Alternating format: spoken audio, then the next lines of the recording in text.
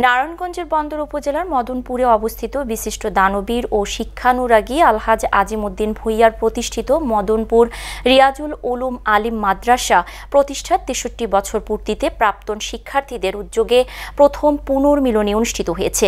বিস্তারিত দেখুন সানাউল্লাহ মুন্সির পাঠানো রিপোর্টে। ২১শে ডিসেম্বর শনিবার উক্ত অনুষ্ঠানে প্রধান অতিথি হিসেবে উপস্থিত ছিলেন অত্র ঢাকা বিশ্ববিদ্যালয়ের অর্থনীতির বিভাগের অধ্যাপক কামরুন নেহাত তসলিম।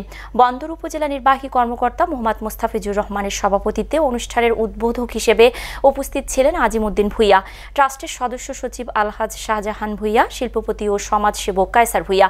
অত্র মাদ্রাসার আরবি প্রভাষক হাফেজ মাওলানা নিসার উদ্দিনের সঞ্চালনায় বিশেষ অতিথি হিসেবে অত্র মাদ্রাসার আজীবন প্রতিষ্ঠাতা সদস্য হানিফ ভূঁইয়া, অত্র মাদ্রাসার অধ্যক্ষ মাওলানা শাহাদাত হোসেন, গভর্নিং বডির সদস্য খাইরুল বাশার ভূঁইয়া, কাজী কবির হোসাইন, হাজী নাসির উদ্দিন ও নজরুল ইসলাম উপস্থিত ছিলেন।